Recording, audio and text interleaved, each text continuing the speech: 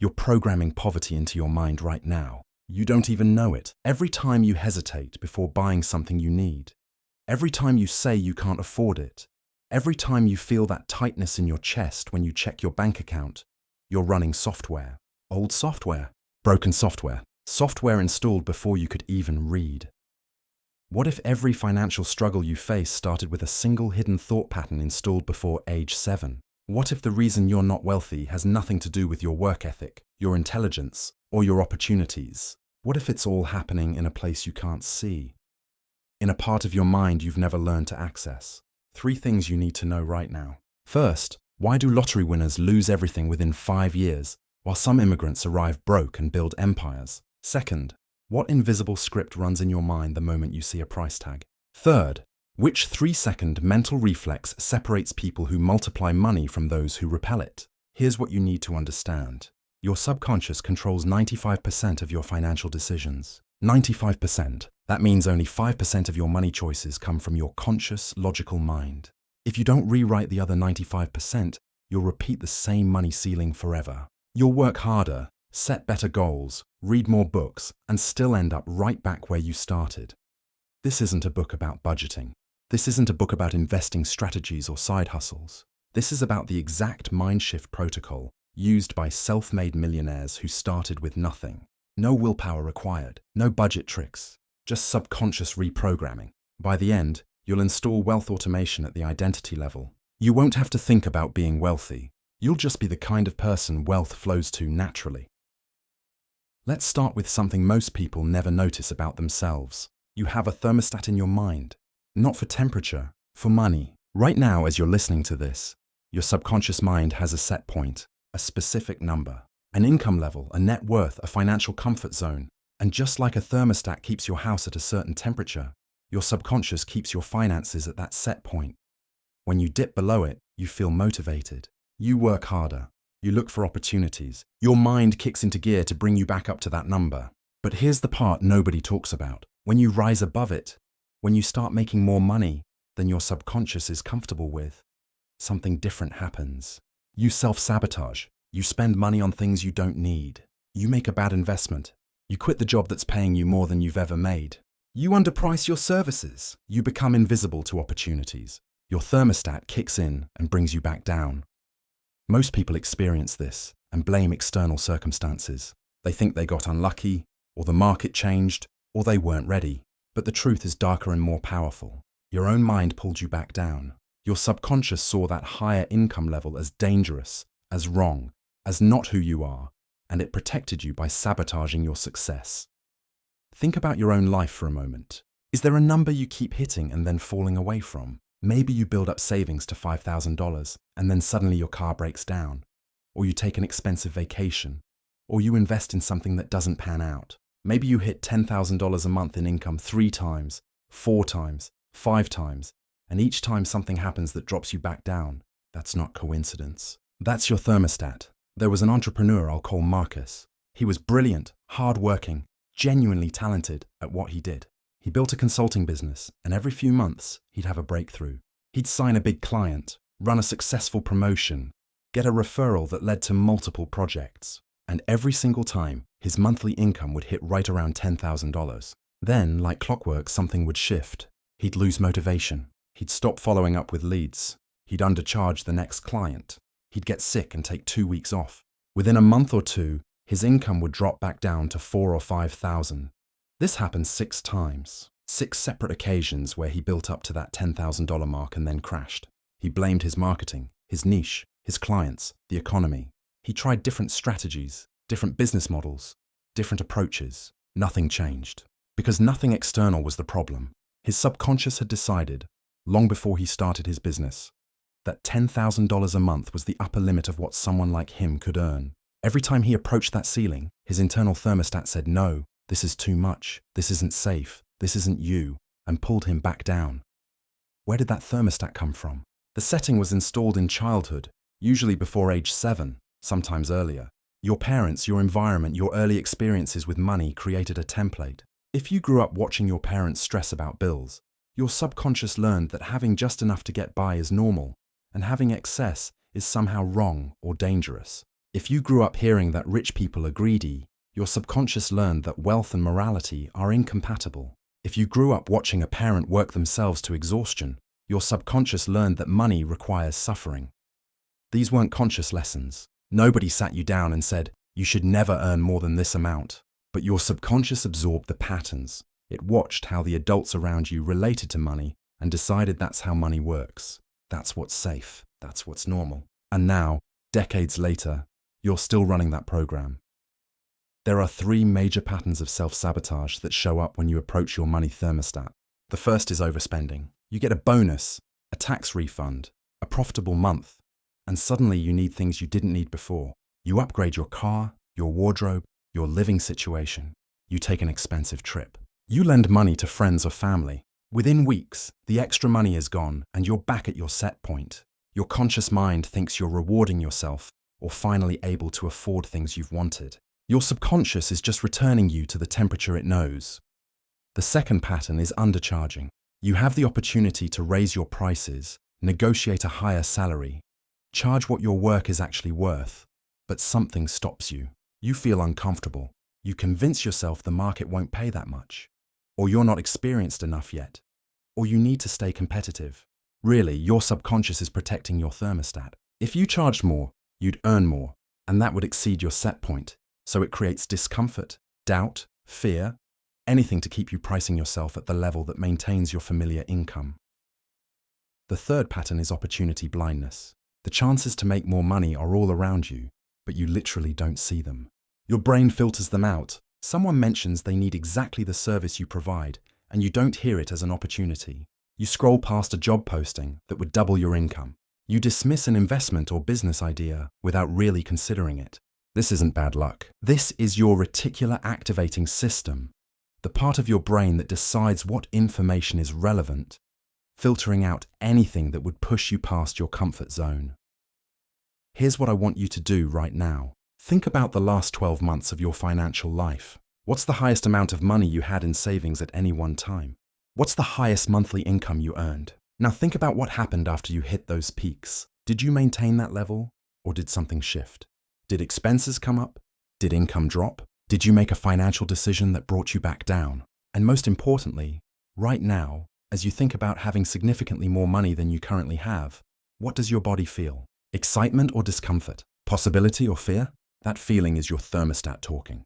If imagining wealth feels foreign, uncomfortable, like something that belongs to other people but not to you, your thermostat is set low.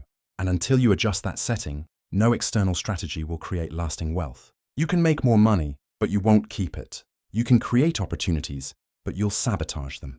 The thermostat always wins. The first step to changing your thermostat is simply seeing it, becoming aware that it exists, that it's running in the background, making financial decisions you think are conscious choices. Over the next few days, start noticing your automatic thoughts about money. When you see something you want to buy, what's the first thought that comes up? When someone mentions a specific amount of money, what's your internal reaction? When you think about your own income potential, where does your mind naturally land? These automatic thoughts are breadcrumbs. They lead you back to your subconscious programming. And once you can see the program, you can start to change it. Let's go deeper. There's something I call the scarcity virus, and it's probably running in your mind right now. This isn't a metaphor. Your brain has actual neural pathways, physical structures built through repetition, that automatically generate scarcity thinking. These pathways fire faster than conscious thought. They're triggered by certain words, situations, and stimuli, and they flood your system with stress chemicals that make wealth impossible. Scarcity isn't just a mindset, it's neurological wiring, and like a virus, it spreads. You catch it from other people, you pass it on without realizing, and if you don't actively quarantine and eliminate it, it replicates itself stronger every single day. Here's how it works. Your brain has structures called mirror neurons. These neurons fire both when you perform an action and when you watch someone else perform that action. This is how you learn by observation, how you develop empathy, how you unconsciously absorb the behaviors and emotions of people around you. When you're around someone who's stressed about money, anxious about their finances, speaking from scarcity, your mirror neurons fire as if you're experiencing that scarcity yourself. Your brain literally practices being poor just by proximity.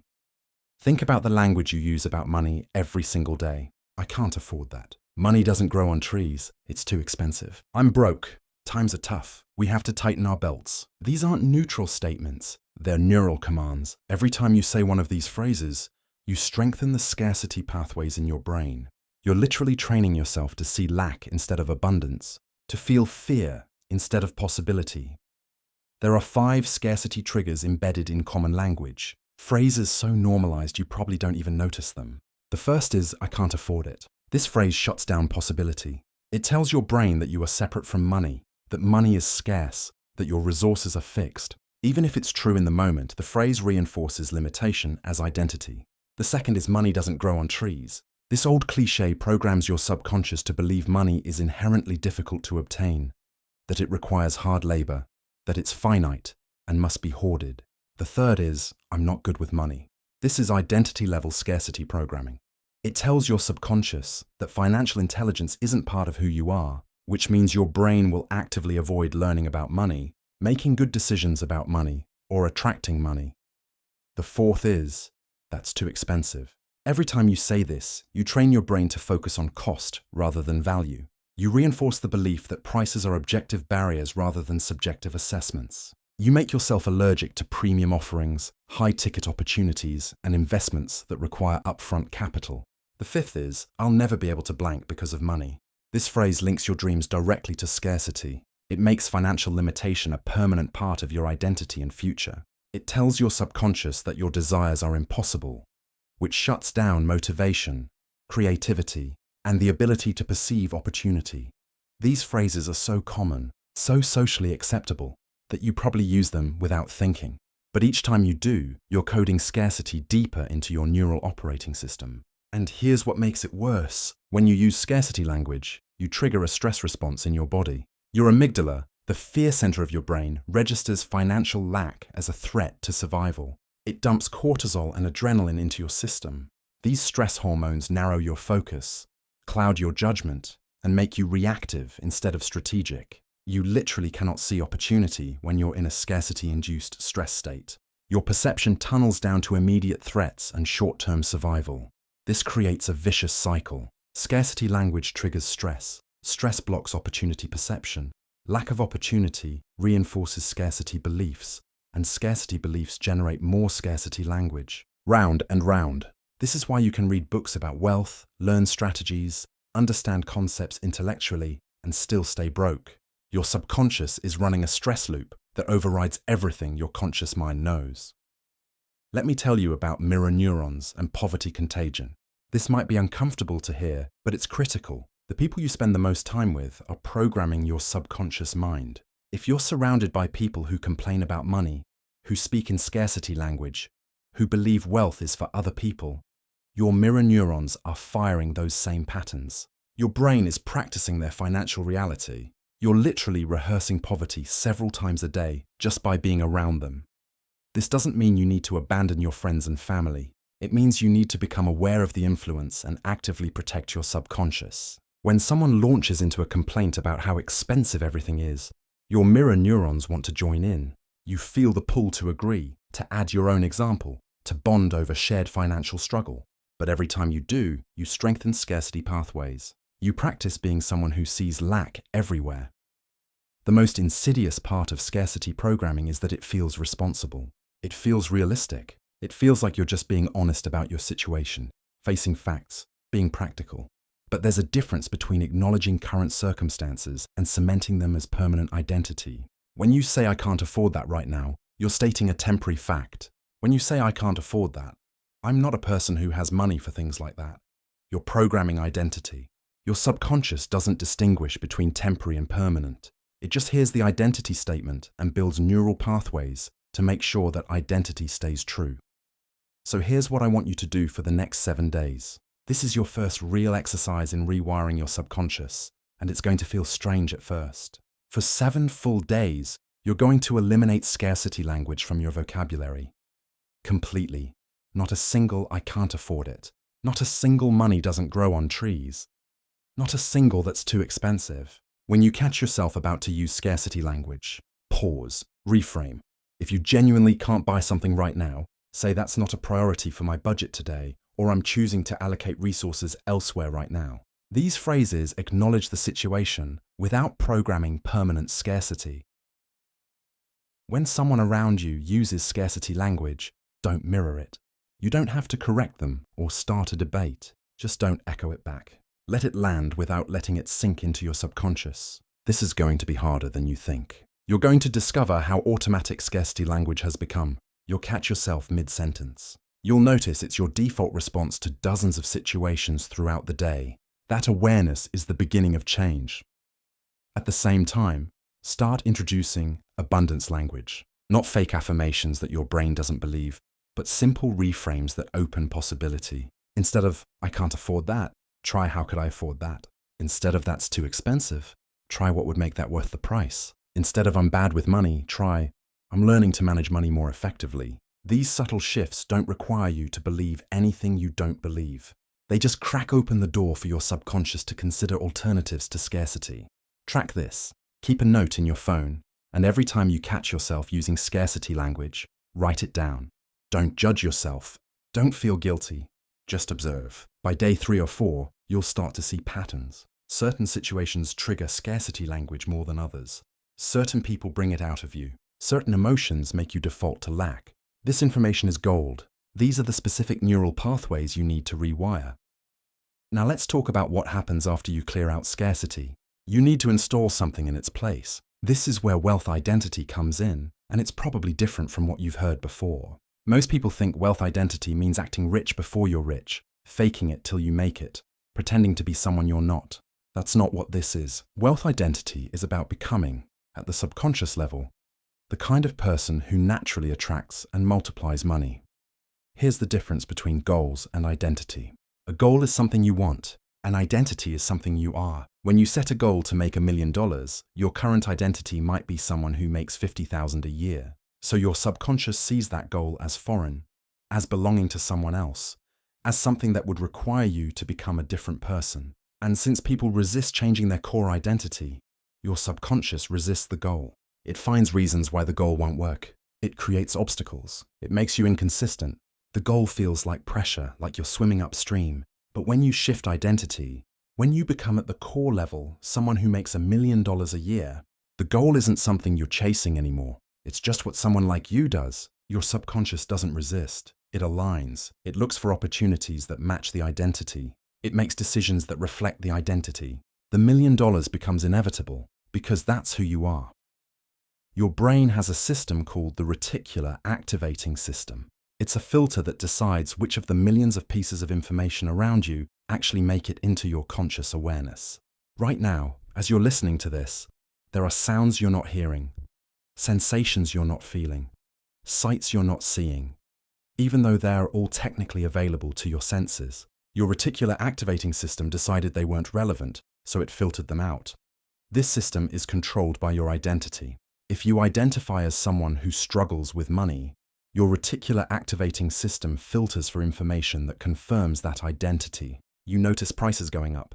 You hear about economic problems. You see examples of people struggling financially. Spend a minute really building this image. Make it specific. Make it sensory. What does this version of you sound like? What does their environment look like? How do they carry themselves? And most importantly, how do they feel about money? Not excited or anxious, but just neutral, comfortable, like it's a natural part of their life that flows easily. Now here's the key. For the next 30 days, you're going to practice being this person. Not perform being them, practice being them. When you wake up in the morning, you're going to ask yourself, how does the wealthy version of me start their day? And you're going to do that. When you make a financial decision, you're going to pause and ask, what would the wealthy version of me choose here? When you walk into a room, you're going to adopt the posture, the energy, the presence of that future self. This isn't about buying things you can't afford or making reckless decisions. It's about training your nervous system to feel comfortable with wealth. When you practice the posture of someone confident with money, your body sends signals to your brain that shift your emotional state. When you practice speaking without scarcity language, your brain starts to build new neural pathways. When you practice making decisions from abundance rather than fear, you literally rewire your subconscious. There was a man I'll call David who worked as a janitor at a large office building. He made minimum wage, had no savings, lived paycheck to paycheck. But he had a practice. Every day during his lunch break, he would sit in the building's lobby and watch the executives come and go. He studied how they walked, how they spoke, how they carried themselves. He noticed they didn't rush. They didn't apologize for taking up space. They spoke clearly and expected to be heard. They dressed well, not flashy, just put together. David started borrowing that identity. He couldn't afford expensive clothes, but he thrifted high-quality pieces and kept them immaculate. He practiced the posture, the walk, the calm energy he'd observed. He started speaking like someone who expected to be taken seriously. And something shifted. People started treating him differently.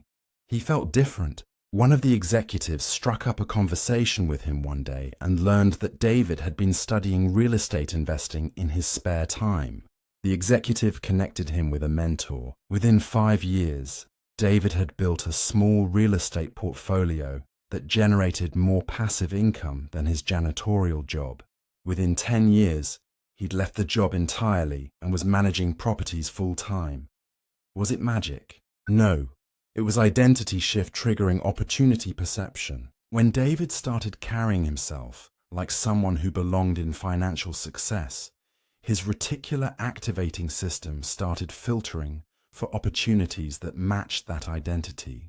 He noticed the executive because he was no longer invisible to people in that world. The executive noticed him back because David's energy had shifted. The conversation happened because David's subconscious now believed he was someone worth connecting with. This is the power of identity-level change. It's not about deserving wealth or earning the right to success. It's about becoming the kind of person wealth flows to naturally. Your subconscious identity determines what you perceive, how you respond, what risks you take, what opportunities you pursue, and how people perceive and respond to you. Change the identity, change everything. For the next 30 days, commit to this practice. Choose 3 specific behaviors, energy patterns, or ways of being that you observed in your future wealthy self during that visualization. Maybe it's posture, maybe it's tone of voice, maybe it's the way you make decisions without second-guessing yourself. Maybe it's how you talk about money in neutral, comfortable terms. Pick 3 and practice them deliberately every single day. Set reminders on your phone if you need to. Don't wait until you feel like it. Don't wait until it feels natural. Practice it especially when it feels fake, because that's when your brain is building the new pathways. And here's what you need to understand. Your subconscious doesn't know the difference between experience and vivid imagination. When you practice being your wealthy self, your brain is literally rehearsing that reality. You're building the neural infrastructure that will support actual wealth when it comes. You're training your nervous system to feel safe and comfortable with money. You're adjusting your thermostat. As you do this, pay attention to resistance. Your old identity will fight back. You'll feel silly. You'll feel like you're pretending. You'll have thoughts like, "Who do you think you are?" or "This isn't really me," or "You're just faking it." Those thoughts are your old programming trying to protect itself. Don't argue with them. Just notice them and keep practicing anyway. The new identity doesn't replace the old one by force. It replaces it by repetition. You practice the new identity so many times that the neural pathways become stronger than the old ones. And eventually, the new identity becomes your default.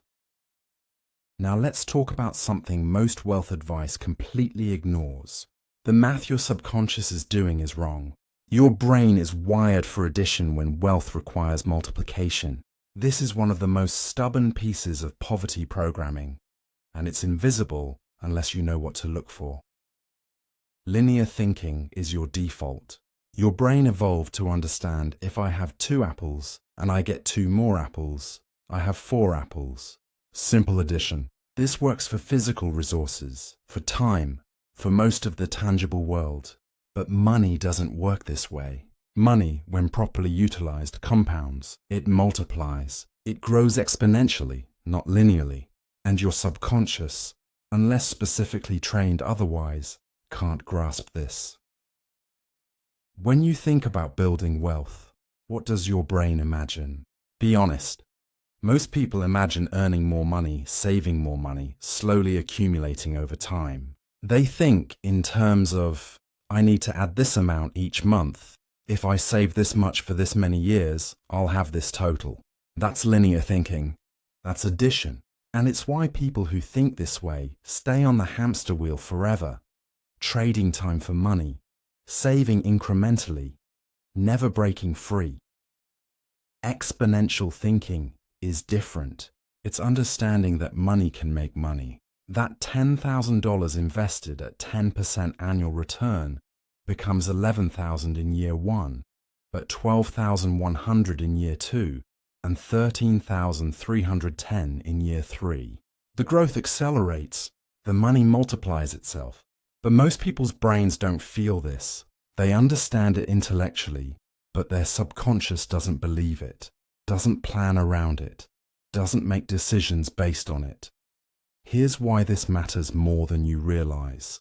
Your subconscious does all your long-term planning. Your conscious mind can do math, can calculate compound interest on paper, can understand the concept of exponential growth, but your subconscious is making the actual financial decisions. And if your subconscious is stuck in linear thinking, it will consistently make choices that prioritize immediate gains over long-term multiplication.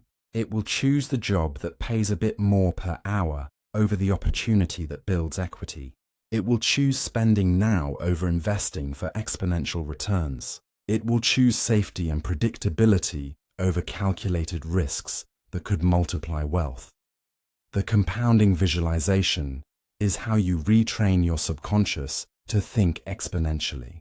This is simple but powerful. Every day for the next week, you're going to spend 5 minutes visualizing exponential growth, not just thinking about it, but actually seeing it and feeling it in your mind. Close your eyes again if you can. Take 3 deep breaths. Now imagine you have $1,000. See it clearly. Feel what it would feel like to hold $1,000 in your hands, to see it in your bank account. Now imagine that money growing by just 1%. It becomes $1,010. Small growth, almost imperceptible. Now see that $1,010 growing by another 1%. $1,020.10, still small. Your linear brain says this is too slow, this will take forever, but keep going. Imagine that growth continuing. 1%, then another 1%, then another. Feel the pace staying consistent, but watch the total accelerating. In your mind's eye, see the numbers getting bigger faster. By month 12, that $1,000 is $1,127. By month 24, it's $1,270. By year 5, it's $1,645. By year 10, it's $2,710. By year 20, it's $7,328. Now here's where it gets interesting. By year 30, that $1,000 with 1% monthly compounding becomes over $35,000. And it didn't require you to add a single additional dollar. The money multiplied itself. Your linear brain wants to dismiss this as too slow, but your subconscious needs to internalize that multiplication is real, that money can grow without you constantly adding to it, that exponential curves start slow and then explode. Do this visualization daily, but change the variables. Imagine different starting amounts, different growth rates, different time horizons. The goal isn't to become a financial analyst. The goal is to train your subconscious to feel the reality of compounding, to viscerally understand that multiplication is possible, that wealth can grow itself. The other piece of exponential thinking is delayed gratification circuitry.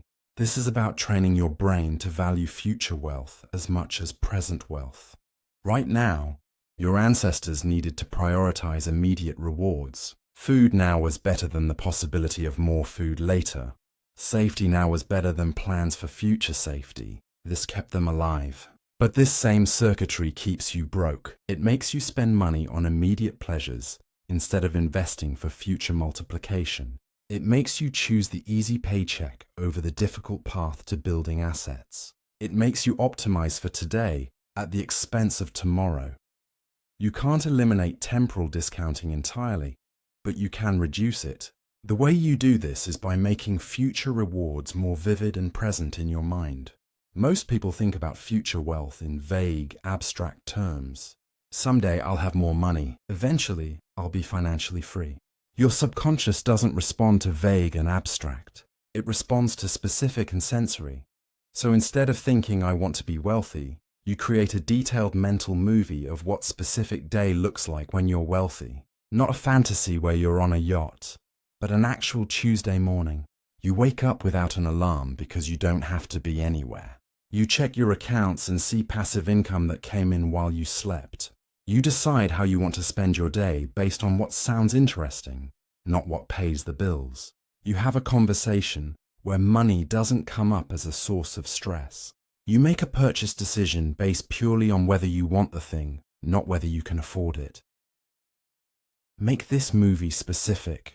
Make it sensory. What does the morning light look like? What does the coffee taste like? What does it feel like in your body to wake up without financial anxiety? The more detailed and sensory you make this future reality, the more your subconscious treats it as real, as something worth working toward, as something that can override the temptation of immediate gratification. Here's a question for you. Can you viscerally feel the difference between earning $100 a day versus earning 1% daily growth on $10,000? They start at similar places, but after a year, the compounding significantly outpaces the linear income. Does that difference feel real in your body, or does it just seem like interesting math? If it's just interesting math, your subconscious isn't on board yet. Keep doing the visualization. Keep making future wealth vivid and specific. You're building new neural pathways, and repetition is what makes them stick. Now we need to talk about something uncomfortable. Money trauma. If you've ever experienced financial loss, instability, or shame, your subconscious has stored that experience not just as a memory, but as a protective program. And that program is running every time you interact with money, creating unconscious avoidance and self-sabotage. Money trauma is real and it's common. It's not just for people who experienced extreme poverty. It happens when your family lost their house in a recession. It happens when your parents fought constantly about money. It happens when you made a bad investment and lost everything. It happens when someone stole from you or betrayed your trust in a financial context. It happens when you felt ashamed for not being able to afford something everyone else had. These experiences leave marks on your nervous system, and those marks become filters through which you see all future financial situations. The neuroscience of this is specific. When you experience a traumatic event, your amygdala, the fear center of your brain, creates what's called a somatic marker. This is a body-based memory that links a specific situation to a specific emotion and physiological response. Later, when you encounter anything similar to that original trauma, the somatic marker fires automatically. Your body recreates the fear, the shame, the anxiety, even if the current situation is completely different and objectively safe. For example, imagine you watched your parents lose their business when you were young. You remember the stress, the fear, the tension in the house, the uncertainty. Your amygdala created a somatic marker linking business ownership with danger. Now, decades later, you have an opportunity to start your own business.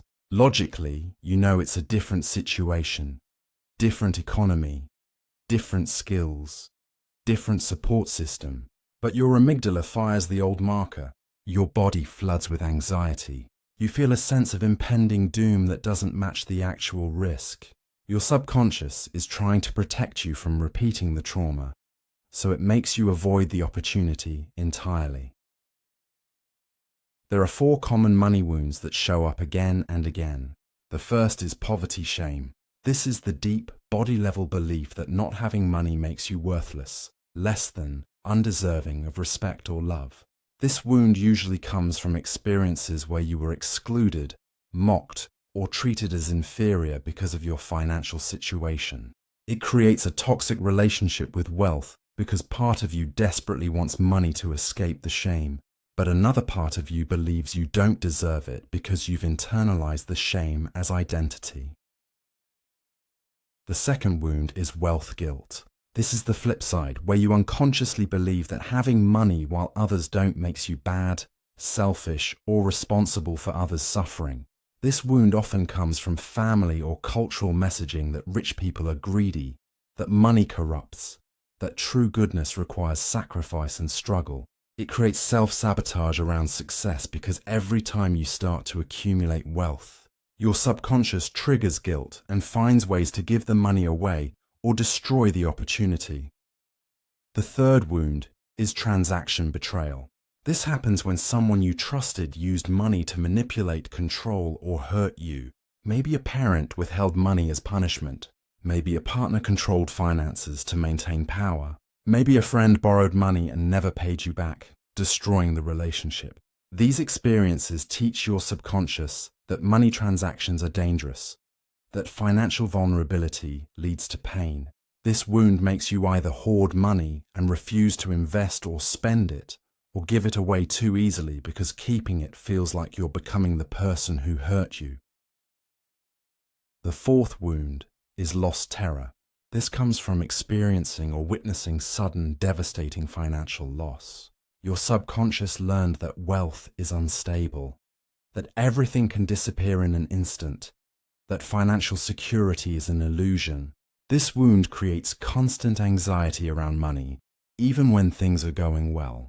It makes you unable to enjoy success because you're always waiting for the other shoe to drop. It keeps you from taking any financial risks because your nervous system treats all risk as catastrophic. These wounds live in your body, not just your mind.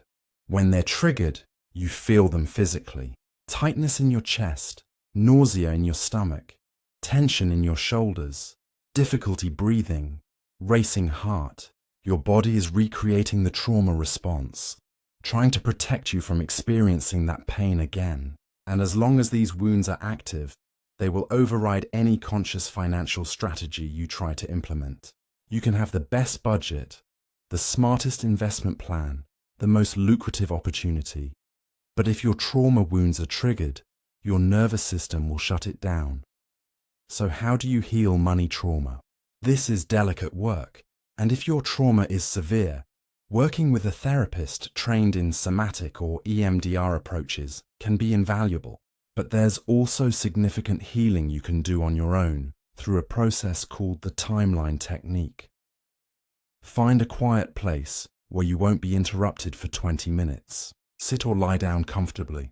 Close your eyes and take 5 slow, deep breaths. Feel your body settling. Now think about your current relationship with money. What emotion comes up first? Fear, shame, anxiety, guilt. Whatever it is, notice it. Notice where you feel it in your body. Don't try to change it.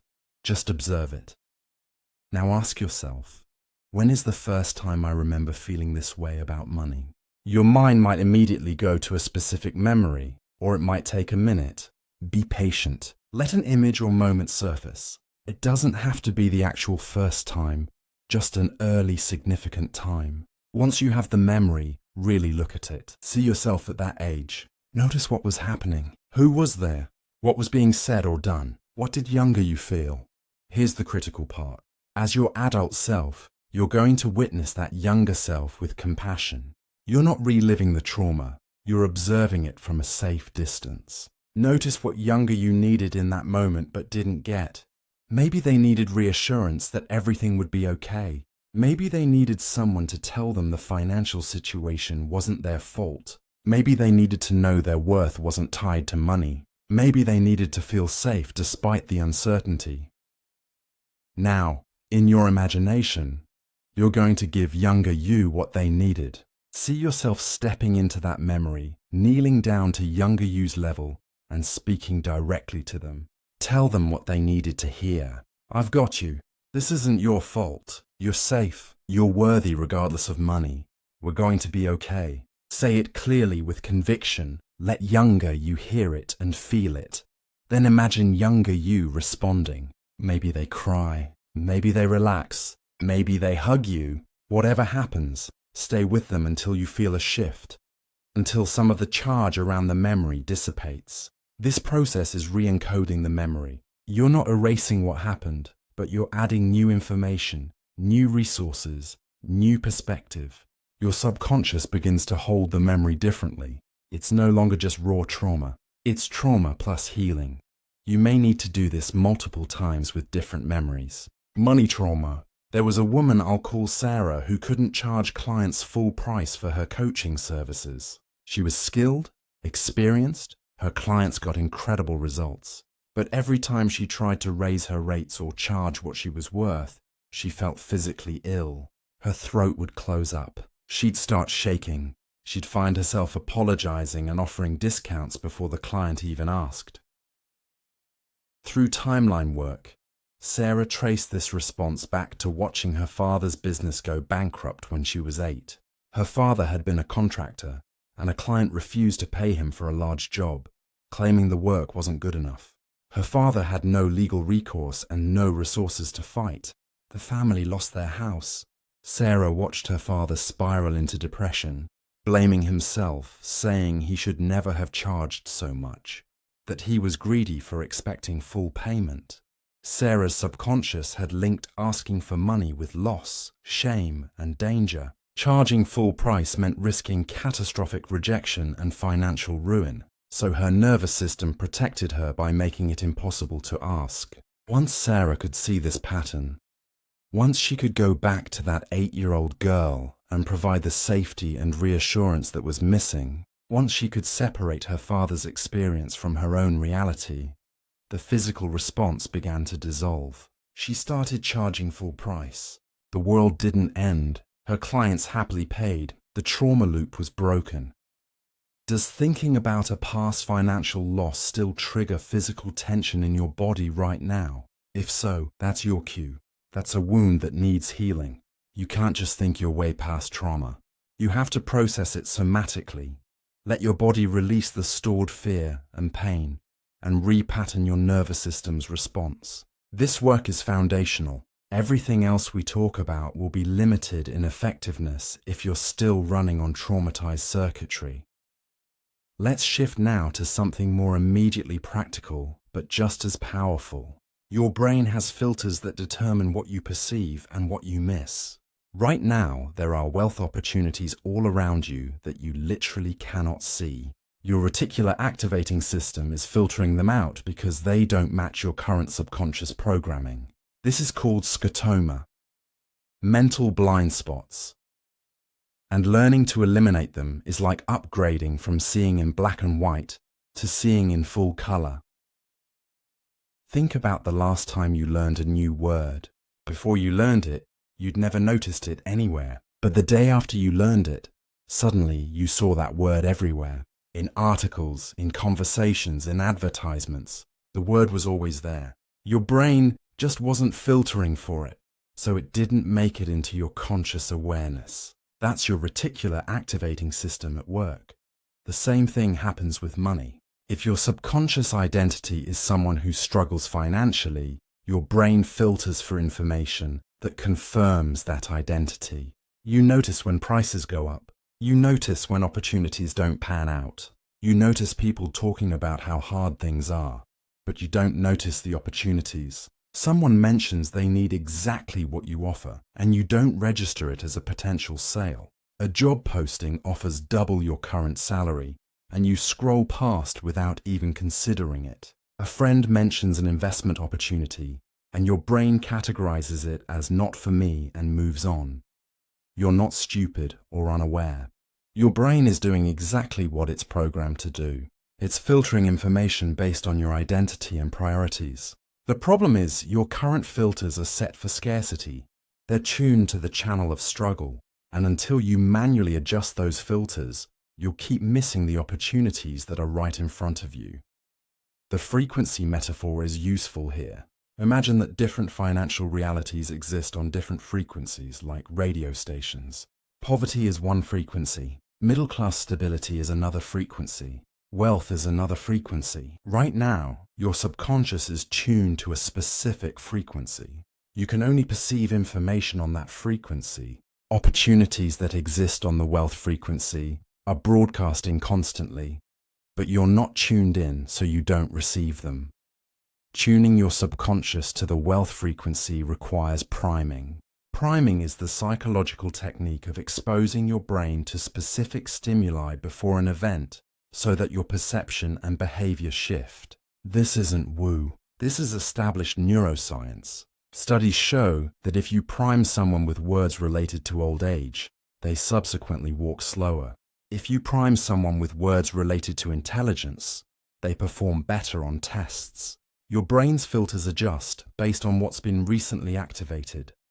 So here's how you prime your brain to perceive wealth opportunities. Every morning, before you start your day, you're going to spend 5 minutes deliberately focusing on abundance. Not just thinking positive thoughts, but actually looking for and acknowledging examples of abundance. Look around your environment and notice everything you already have. Notice the technology you're using to listen to this. Notice the abundance of information available to you. Notice the food in your kitchen, the clothes in your closet, the infrastructure that brings water and electricity to your home. Notice it specifically and feel genuine appreciation for it. Then, as you go through your day, make it a game to notice abundance everywhere. Notice businesses thriving. Notice people spending money easily. Notice signs of wealth in your environment. Notice opportunities, even ones that aren't relevant to you personally. Every time you notice abundance, you're training your reticular activating system to filter for it. You're tuning your frequency. The second part of priming is what I call opportunity sensitization. This is where you deliberately look for ways to create value and solve problems. Not because you're going to act on every single one, but because you're training your brain to see opportunities as abundant. As you move through your day, practice asking yourself questions like, what problem could I solve here? Who needs what I have to offer? What value could I create in this situation? What's missing that people would pay for? Again, you're not necessarily taking action on every observation. You're training perception. You're teaching your reticular activating system that opportunities are everywhere, that problems are actually potential income sources, that value creation is always possible. Over time, this practice changes your default perception. You start seeing possibilities where you used to see blank space. There's also a gratitude wealth reception loop that most people completely miss. Gratitude isn't just a feel-good practice. It's a neural primer that opens your brain's receptivity to receiving more. When you feel genuine gratitude for something you have, your brain releases dopamine and serotonin. These neurotransmitters not only make you feel good, they also signal to your reticular activating system that more of this thing is desirable. Your brain starts filtering for more opportunities to experience what you're grateful for. Most people skip over this because it seems too simple or too spiritual, but the mechanism is physiological. When you practice gratitude for the money you have, even if it's a small amount, you're telling your brain that money is good, money is welcome, money is something we want more of. This opens your perception to money opportunities. But when you focus only on what you lack, when you're always noticing what's missing, your brain learns that money is associated with negative emotion. It starts filtering money opportunities out because they're linked to the bad feeling of lack. Every time money comes to you, even a penny you find on the ground, even a refund or a small discount, pause and acknowledge it. Feel genuine appreciation. Say thank you, out loud if possible. This might seem ridiculous for small amounts, but you're not thanking the money. You're training your nervous system to associate money with positive emotion. You're priming your brain to notice and welcome more. For the next 7 days, commit to this practice. Every morning, 5 minutes of abundance focus. Throughout the day, actively noticing opportunities and abundance. Every time money comes in, pause and appreciate it. At the end of 7 days, ask yourself this question. How many times today did you notice a potential income source you previously would have ignored? If the number is higher than 0, your filters are shifting. Your scutumors are dissolving. You're beginning to see in full color. Let's go even deeper into the emotional landscape of your subconscious relationship with money, because this is where most people are completely unconscious. You have an attachment style with money, just like you have attachment styles in relationships. And that attachment style is running every financial decision you make. In psychology, attachment theory describes how your early relationship with caregivers shapes your relational patterns for the rest of your life. Secure attachment develops when caregivers are consistently responsive, available, and attuned. Anxious attachment develops when caregivers are inconsistent, sometimes responsive, and sometimes not. Avoidant attachment develops when caregivers are distant, dismissive, or neglectful. These patterns then repeat in adult relationships. The exact same dynamic applies to money. Your early experiences with money, particularly how your parents related to money, created an attachment template that your subconscious now uses in every financial interaction. And just like in relationships, insecure attachment with money creates suffering. Anxious money attachment shows up as constant worry about money. Obsessive checking of accounts. The connection between your parent-child relationship and your money relationship is not a metaphor. It's a literal neural template. The same brain structures that managed your early attachment bonds also manage your relationship with money. If your parents were inconsistently available, your amygdala learned the world is unpredictable, and you must stay anxious to survive. That same amygdala now applies that learning to money. If your parents were emotionally distant, your brain learned that needing anything leads to disappointment, so it's safer not to need. That same protective mechanism now makes you distance yourself from financial engagement. Healing your money attachment requires first identifying your pattern. Think about how you relate to money emotionally.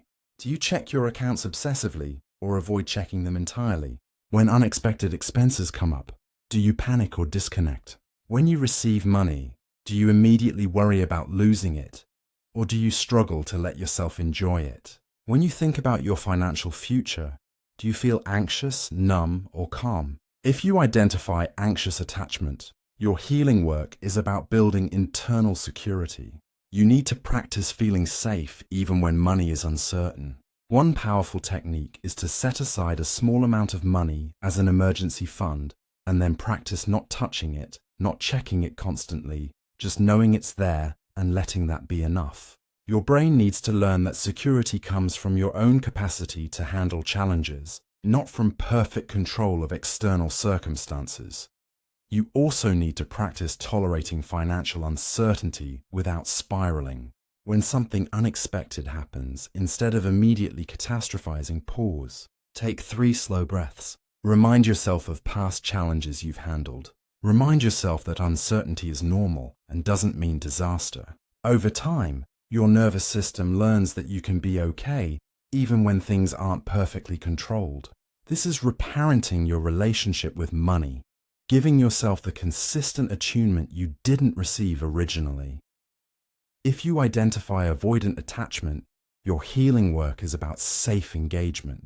You need to practice looking at your finances regularly without immediately disconnecting. Start small. Set a timer for 5 minutes and review your accounts. When you feel the urge to close the window or think about something else, breathe through it. Stay present. You're teaching your nervous system that engaging with money doesn't have to be overwhelming, that you can look directly at your financial reality and be okay. You also need to practice asking for what you need financially. People with avoidant attachment tend to under-ask, underprice, and under-receive because asking feels vulnerable and vulnerability feels dangerous. Practice stating your prices clearly. Practice negotiating for higher pay. Practice receiving money without deflecting or diminishing. Each time you do this, you're rewiring the old pattern that says needing something leads to pain. The money personification technique can help both patterns. This is where you literally have a conversation with money. as if it's a person. Find a quiet space. Close your eyes. Imagine money sitting across from you. What does it look like? How does it feel? Now ask it questions. Why do you keep leaving me? Why do you feel so scary? What do you need from me? What do I need to understand about you? This might feel strange at first, but your subconscious thinks in symbols and metaphors. By personifying money, you're accessing the relational patterns stored in your subconscious. Often, what money says back to you is revealing. People with anxious attachment often hear money say, "I'm here, but you keep pushing me away with your desperation." People with avoidant attachment often hear money say, "I want to connect with you, but you won't let me in." These responses come from your own subconscious, showing you the relational dynamic you've been unconsciously running. Once you've heard from money, you can respond. You can apologize. You can make promises. You can ask for a fresh start. This might sound childish or silly, but it's doing deep work. You're renegotiating your relational contract with money at the subconscious level. You're creating space for a new pattern, a secure attachment where money is a partner rather than a source of anxiety or something to avoid. Here's what I want you to ask yourself right now. When money flows out, when you pay bills or make investments or cover expenses, what do you feel in your body? Panic or peace? If it's panic, that's insecure attachment. Your nervous system is treating every outflow as a threat to survival. If it's peace, or at least neutral acceptance, that's secure attachment. Your nervous system trusts that more will come, that you can handle this, that outflow is a natural part of money circulation. Your attachment style with money is changeable. It was formed through experience and it can be reformed through new experience. But you have to consciously create that new experience. You have to practice secure attachment behaviors even when they feel unnatural. You have to reparent your financial nervous system, giving it the consistency, attunement, and safety it needs to relax and trust. Now let's talk about something intensely practical that most people get completely wrong. Pricing. Specifically, your subconscious relationship with your own value and how it determines what you can charge without guilt or fear. Because until you can state your true value confidently, you will undercharge. And undercharging is a form of self-betrayal that keeps you stuck in scarcity. There's a direct correlation between self-worth and net worth, and it's not metaphorical.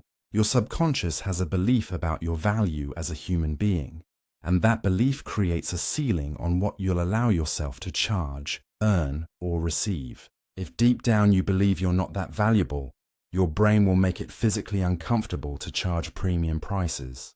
You'll feel guilt, shame, fear of rejection. You'll preemptively discount. You'll over-deliver to try to prove you're worth what you're charging. You'll apologize for your prices. This is one of the most painful patterns to watch because the person is often extremely skilled, delivering massive value, creating real transformation for clients. But their subconscious won't let them charge accordingly, because somewhere inside, they've internalized a message that they're not worth that much. Maybe that message came from childhood experiences where their needs were treated as burdens. Maybe it came from being compared to siblings or peers and found lacking. Maybe it came from cultural messages about humility and not being too full of yourself. Wherever it came from, it's now a program running every time they set a price.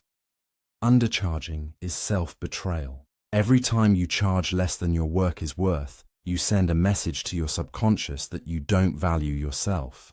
And when you don't value yourself, why would anyone else? This creates a vicious cycle. You underprice, which reinforces low self-worth, which makes you underprice more, which attracts clients who also don't value you, which confirms your belief that you're not worth more. Round and round. Breaking this cycle requires installing premium pricing comfort at the identity level. Not just raising your prices once, but becoming someone who naturally charges what they're worth. This is identity work again. Right now, if someone asked you what you charge, what happens in your body? Do you state the number clearly and confidently, or do you feel tension, a need to justify, an urge to offer a discount? The value perception shift is critical here. Most people price based on time or effort. They think I'll work for this many hours, so I should charge this amount. Or they look at what others charge and position themselves lower to be competitive. This is a scarcity-based approach to pricing, and it keeps you undervalued.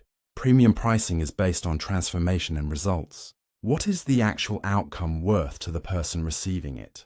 What would they pay to solve this problem or achieve this result? There was a coach I'll call Maria who charged $75 an hour for life coaching sessions. She was exceptional at what she did.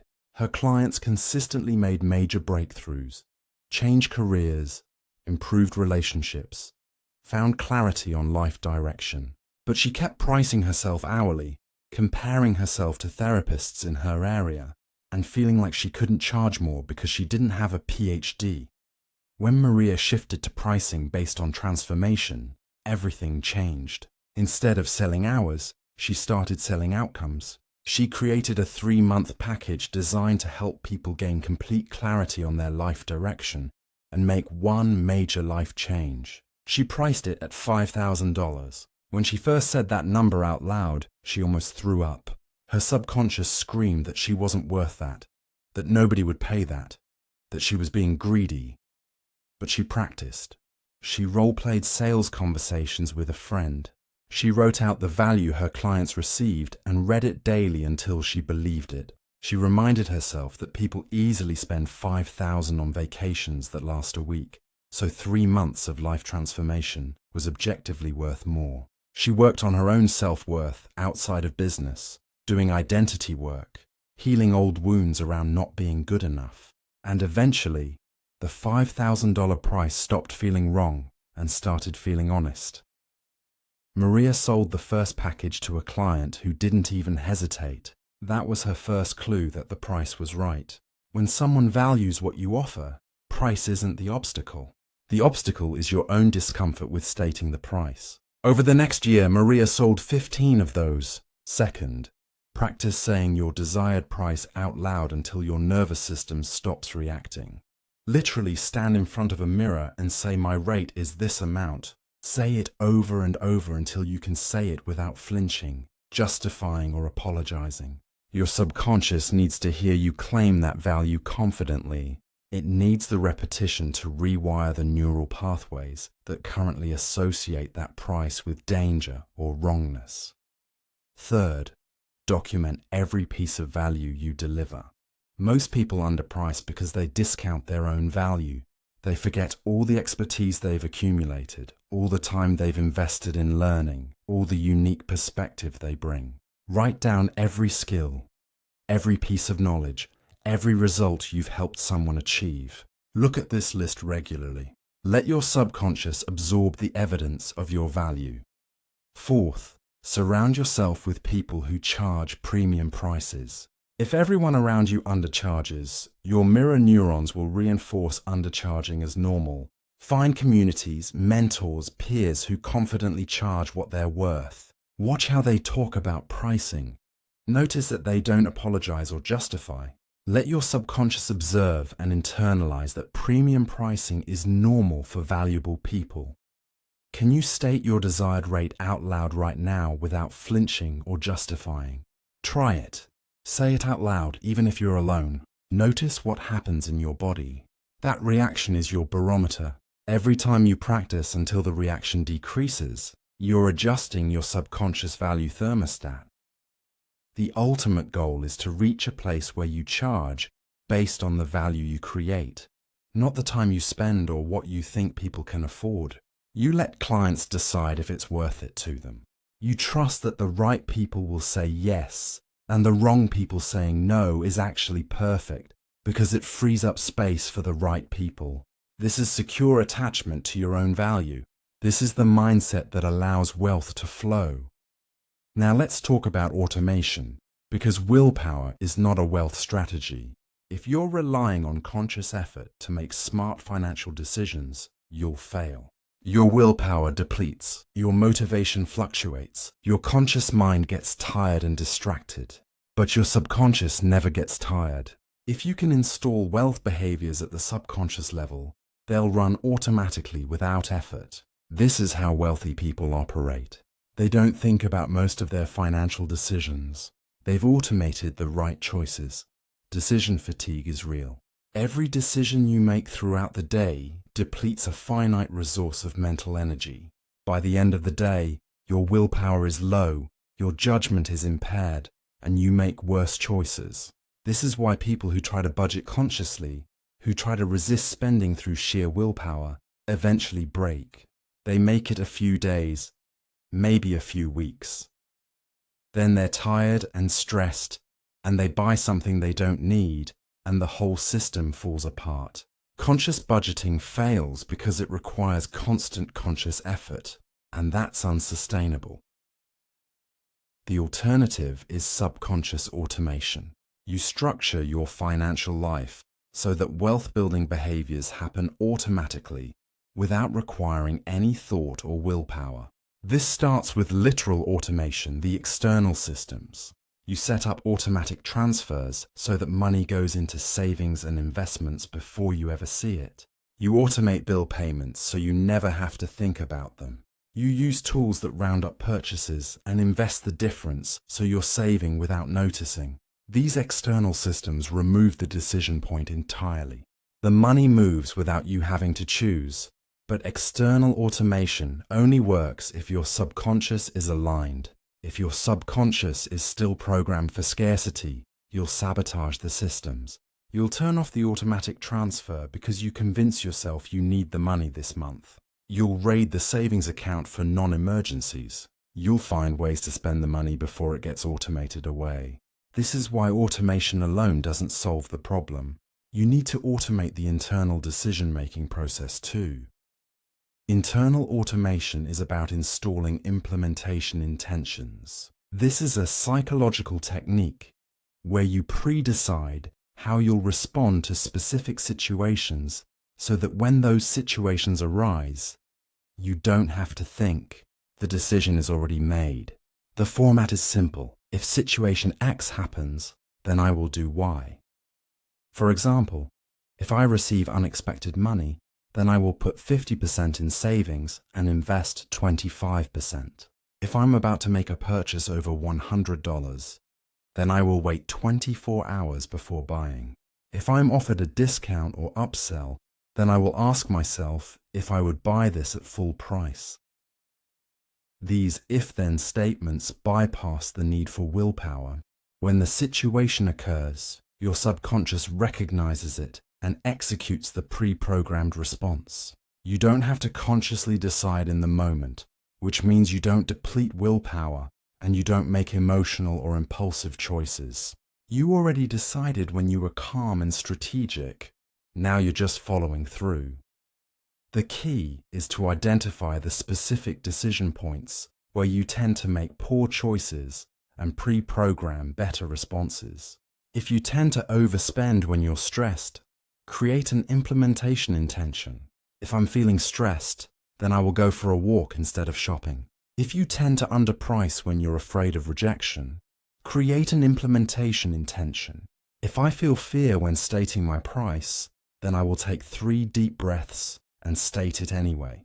If you tend to avoid checking your finances when you're anxious, create an implementation intention. If I feel anxious about money, then that's my cue to open my accounts and look at the numbers. Environmental design is the other piece of internal automation. Your environment should make wealth-building decisions the default and poor financial decisions difficult. This means structuring your physical and digital space to support the behaviors you want. If you tend to overspend online, delete shopping apps from your phone and create friction by requiring yourself to log in through a browser every time. If you tend to ignore your finances, set up a widget that shows your accounts on your home screen so you see them without having to seek them out. If you tend to forget to invest, set up automatic investments so the decision happens without you. The most powerful form of environmental design is social. Surround yourself with people who have the financial behaviors you want to automate. If everyone around you is spending impulsively, your mirror neurons will practice impulsive spending. If everyone around you is saving and investing strategically, your mirror neurons will practice that instead. Your subconscious learns through observation and repetition. Give it the right environment and it will automate the right behaviors. Think about your current financial habits. Which ones happen automatically without thought?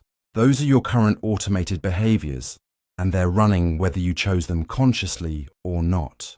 Most people have automated poverty behaviors. They automatically overspend when they get money. They automatically underprice themselves. They automatically avoid financial planning. These behaviors are subconscious, which is why trying to change them through conscious effort is so difficult.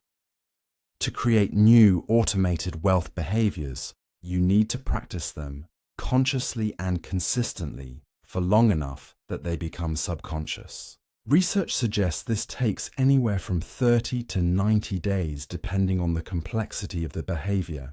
For simple behaviors like automatic savings transfers, 30 days is enough. For complex behaviors like confident pricing or strategic opportunity evaluation, it might take 90 days or more.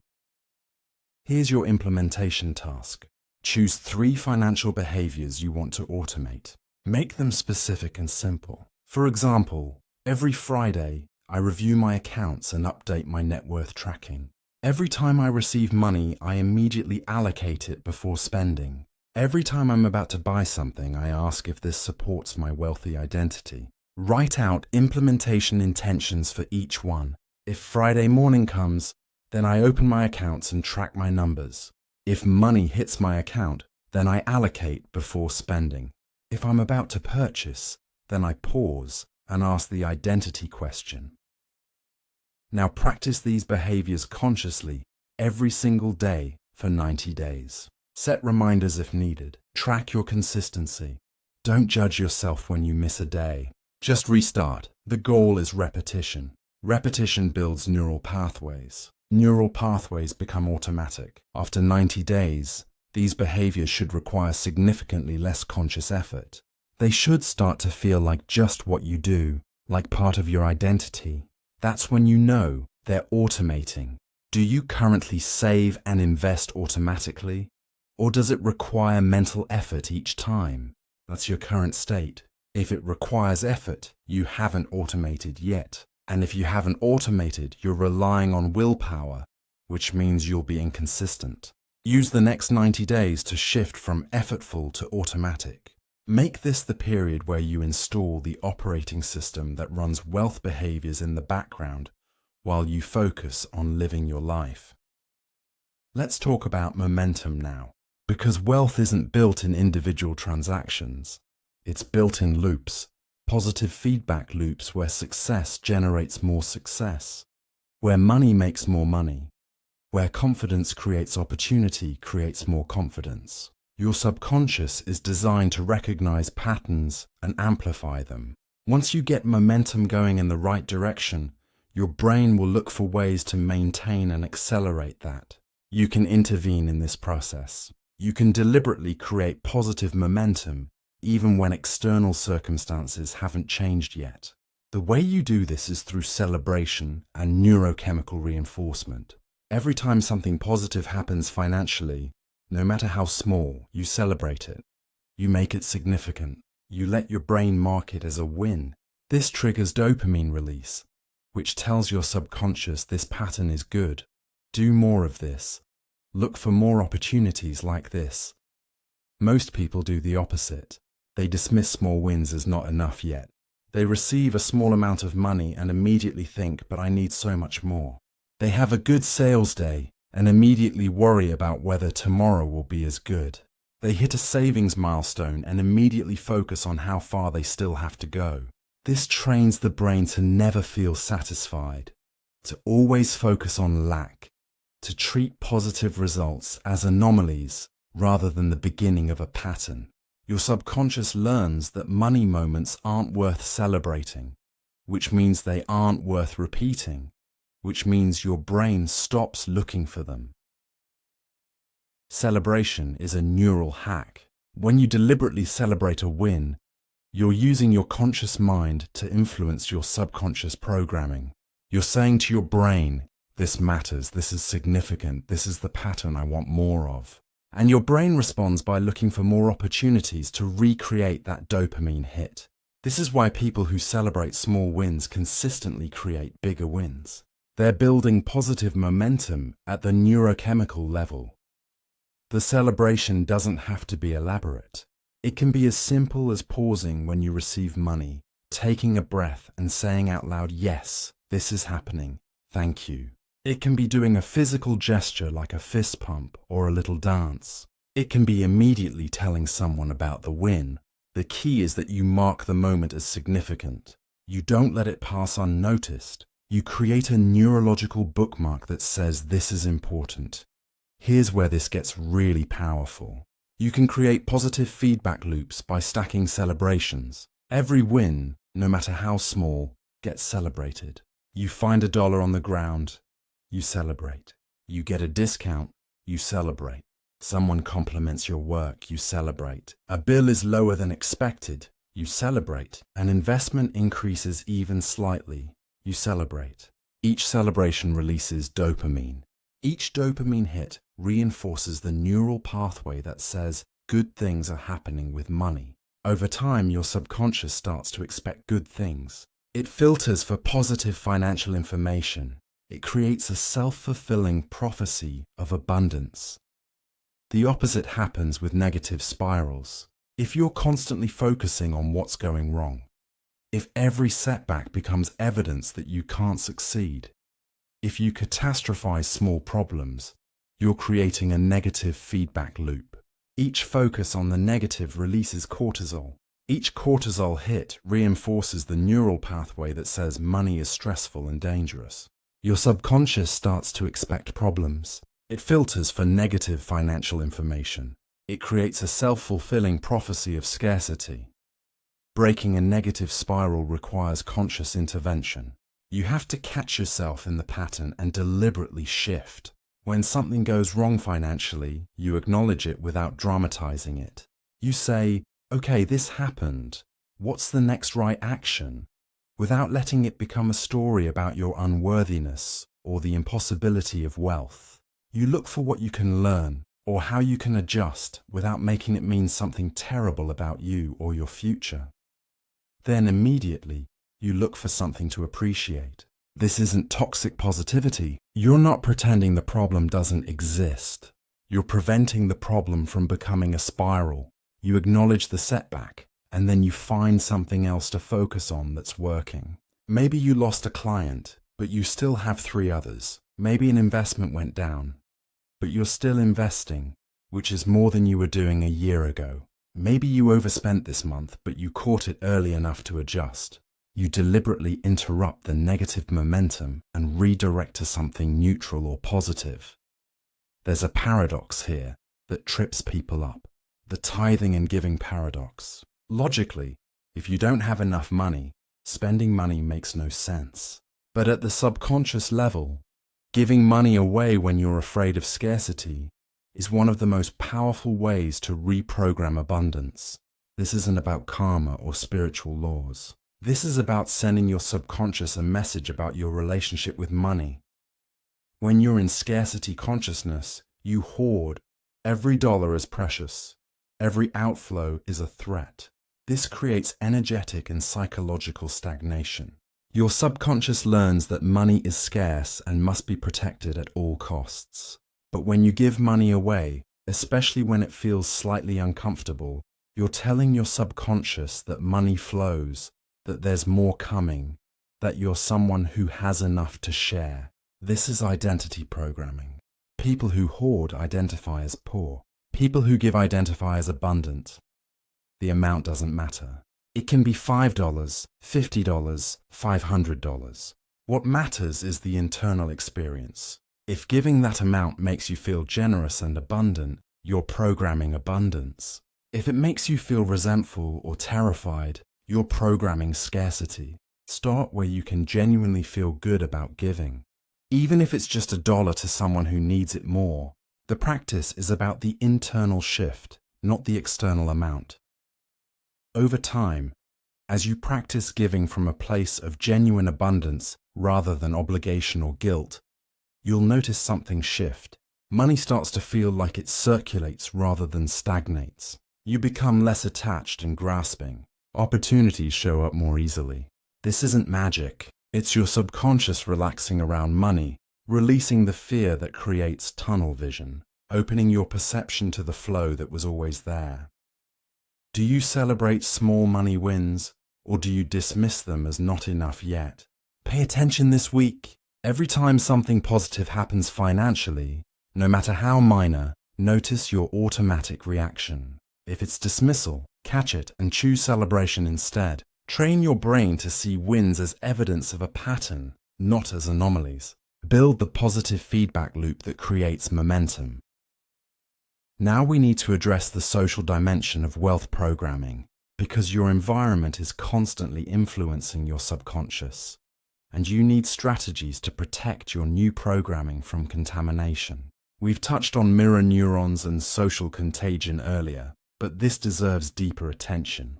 The people you spend time with are either supporting your wealth identity or undermining it, and most people are completely unconscious of this influence until it's too late. Neuroscience of social influence is clear. Your brain is wired to attune to the people around you. This was survival strategy for your ancestors. Belonging to the group kept you alive. Being cast out meant death. So your brain developed sophisticated systems to monitor social signals and adjust your behavior to fit in. This same system is active today, making you unconsciously mirror the beliefs, behaviors, and emotional states of the people you're around most often. When it comes to money, this means you absorb the financial consciousness of your social environment. If your friends complain about money constantly, your brain practices complaining. If your family believes rich people are corrupt, your brain practices that belief. If your co-workers believe success requires misery, your brain practices that too. This happens automatically, beneath conscious awareness, through mirror neurons and emotional contagion. The challenge is that most people's social environments are programmed for poverty or middle-class limitation. Not because the people are bad, but because they're running the same unconscious programming you're trying to change. And if you're not careful, their programming will pull you back down every time you try to rise. This is the crab bucket effect. When one crab tries to climb out of a bucket, the other crabs pull it back down. Not maliciously, just automatically. Your social environment will do the same unless you learn to navigate it consciously. Identifying toxic money relationships is the first step. These are relationships where money conversations consistently leave you feeling more scarce, more limited, more stuck. The person might be loving and supportive in other areas, but when it comes to finances, they reinforce poverty thinking. They might say things like you're getting above yourself, or who do you think you are, or you'll probably fail anyway, or rich people are greedy. They might constantly complain about their own financial situation and expect you to join in. They might dismiss your goals as unrealistic, or try to talk you out of risks that could benefit you. These relationships require boundaries, not necessarily ending the relationship, but setting energetic and conversational boundaries. When they start complaining about money, you don't engage. You change the subject or excuse yourself. When they make dismissive comments about your goals, you smile and say nothing or redirect. You stop sharing your financial aspirations with people who can't support them. You protect your subconscious from their scarcity programming. This can be lonely at first. Many people find that as they work on their wealth consciousness, their existing relationships feel strained. Friends might accuse them of changing or getting too good for everyone. Family might push back on new financial behaviors. This is the social environment trying to maintain homeostasis, trying to keep everyone at the same level. Your growth threatens the group's equilibrium, so the group unconsciously tries to regulate you back to the norm. You have to decide what matters more: comfort within your current social environment or building actual wealth. Most people choose comfort. They let their social environment pull them back down because belonging feels safer than growing. But if you're serious about wealth, you have to be willing to outgrow some relationships, or at least change how those relationships function. At the same time, You need to actively curate a wealth frequency peer group. These are people who are building wealth, who speak abundance language naturally, who celebrate your wins, who believe in possibilities, who make you feel more capable and confident rather than less. Finding these people might require seeking out new communities. Maybe it's a mastermind group, a business networking organization, an investment club, an online community focused on wealth building. Maybe it's mentors, even if the relationship is one-directional, like listening to podcasts or reading books by people who embody wealth consciousness. Your brain learns through observation and repetition. If you're observing poverty consciousness all the time, you'll practice poverty.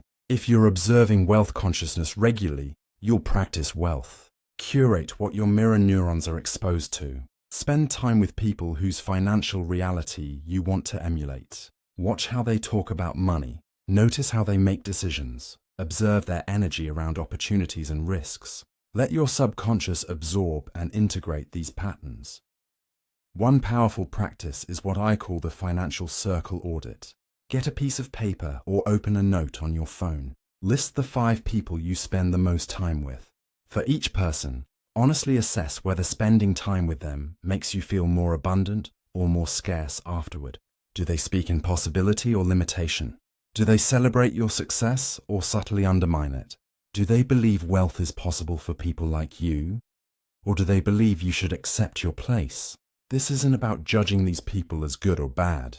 It's about honestly assessing their influence on your subconscious programming.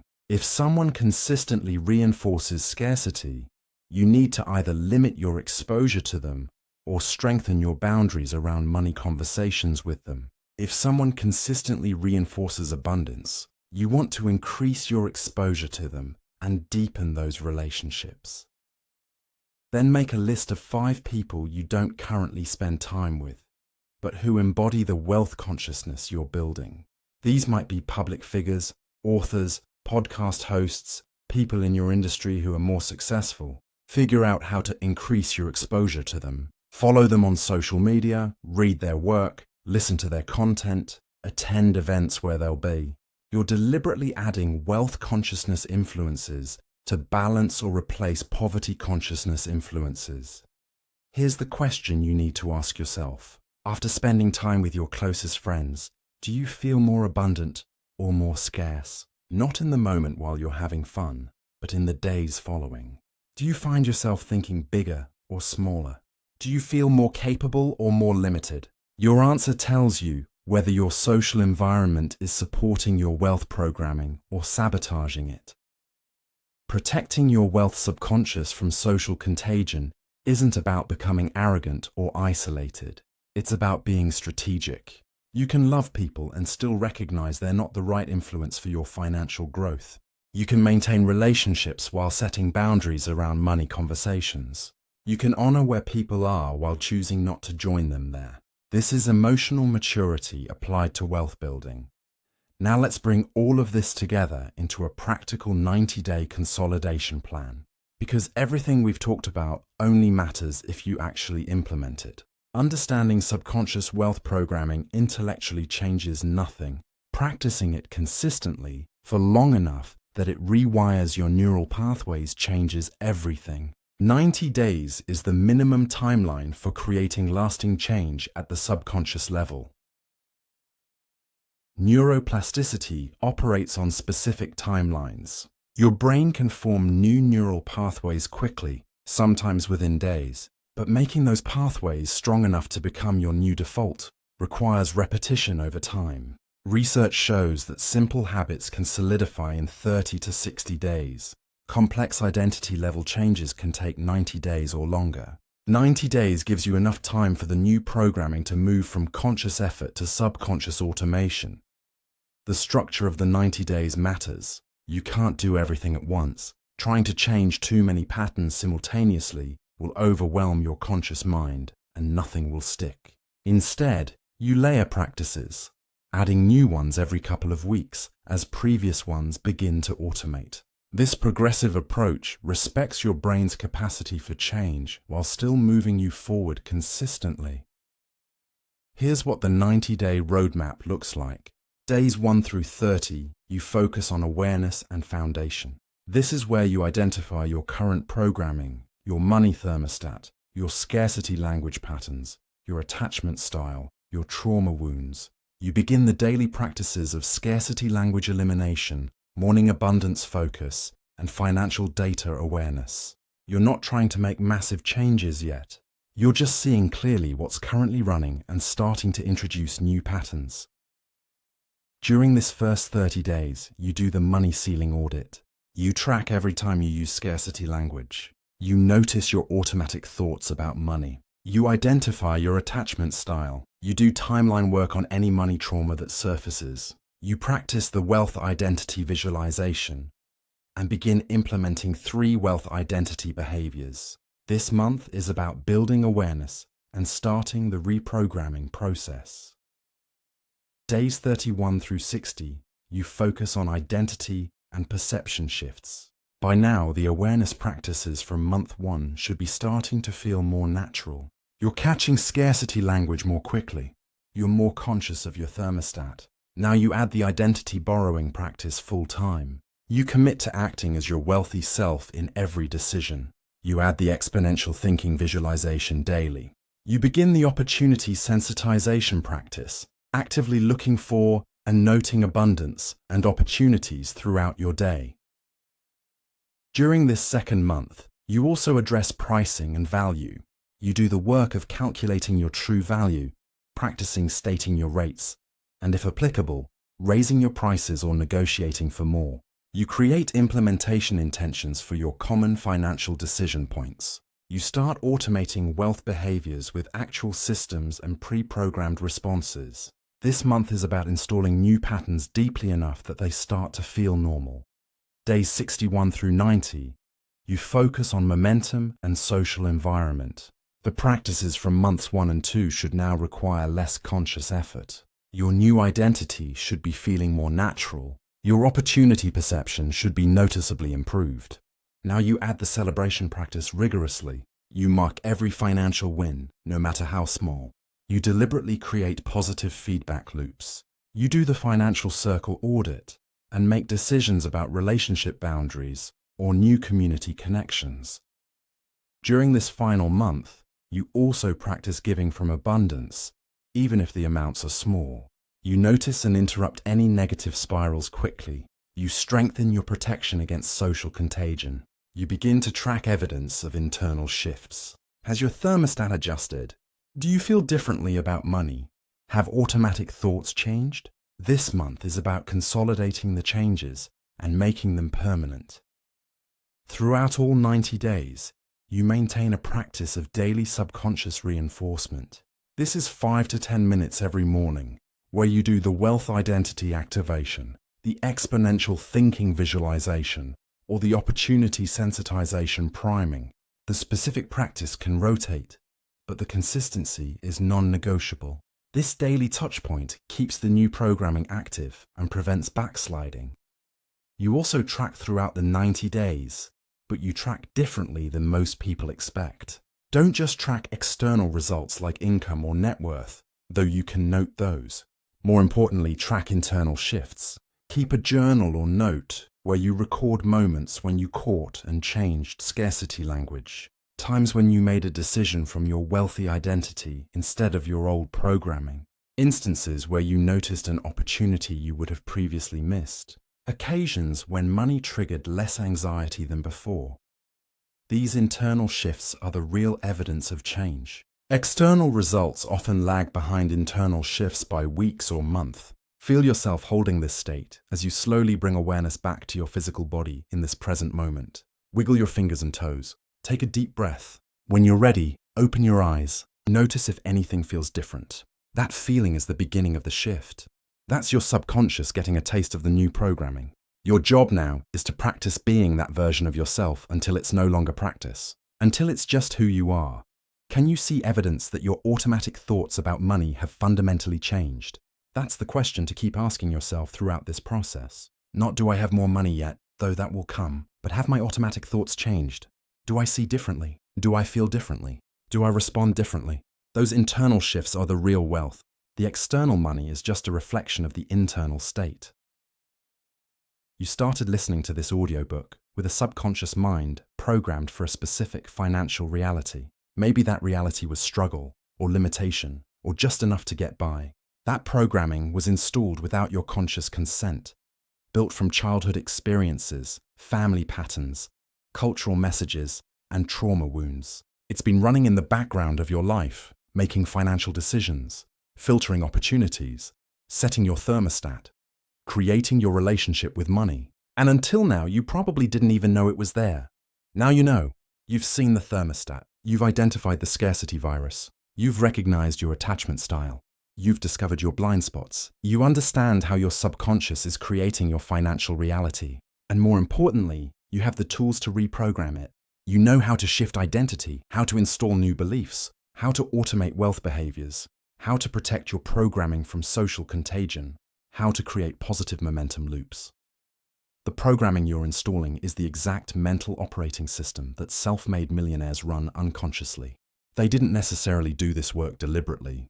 Many of them grew up in environments where wealth consciousness was modeled naturally. They absorbed it through observation and repetition without realizing it was special. Their subconscious just happened to get programmed for wealth instead of poverty.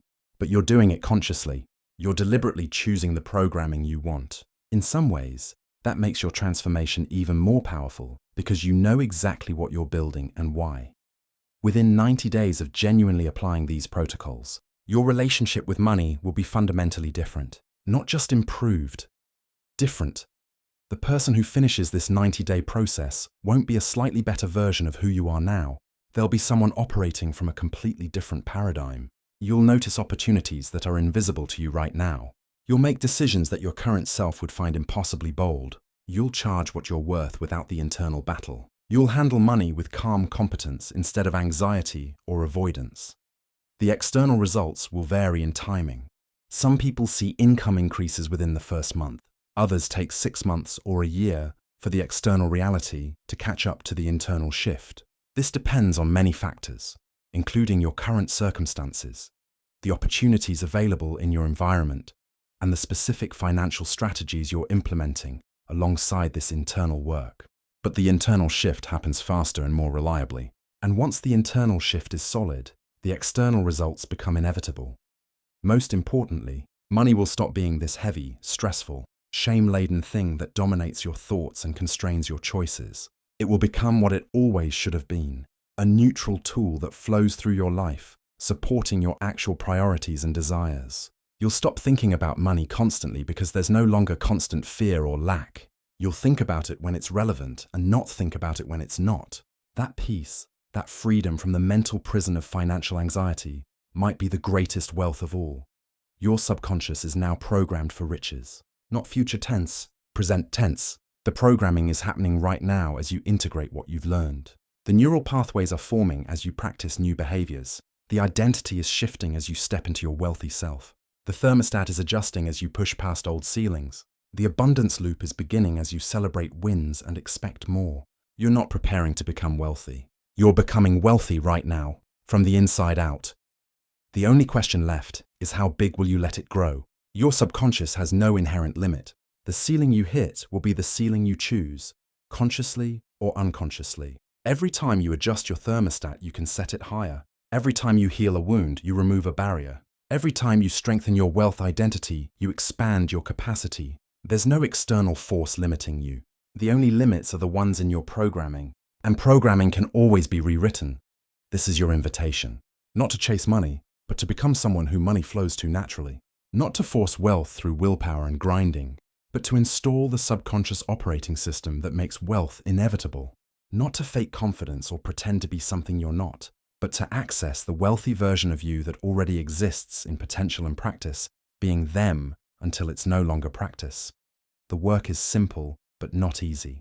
It requires consistency, honesty, and willingness to feel uncomfortable as you grow past old identities. It requires protecting your new programming from old influences. It requires celebrating small wins and staying steady through setbacks. It requires 90 days of dedicated practice and then a lifetime of maintenance. But the alternative is staying exactly where you are, running the same old programs, hitting the same old ceilings. experiencing the same old financial stress. And you didn't listen to this entire audiobook because you wanted to stay where you are. You're ready for this. The fact that you've listened this far means something in you knows you're capable of this transformation. Your subconscious wouldn't have allowed you to absorb all this information if it wasn't ready to integrate it. Trust that readiness. Honor it by taking action. Start today with the first practice. Tomorrow add another. Build momentum. Protect the process, stay consistent, and watch your financial reality transform from the inside out. Your subconscious riches aren't something you'll have someday. They're something you're building right now in this moment, with every new thought pattern you choose, every new behavior you practice, every new belief you install. The wealth is already here, in potential, waiting for your subconscious programming to align with it. Do the work, trust the process, become the person. The riches will follow.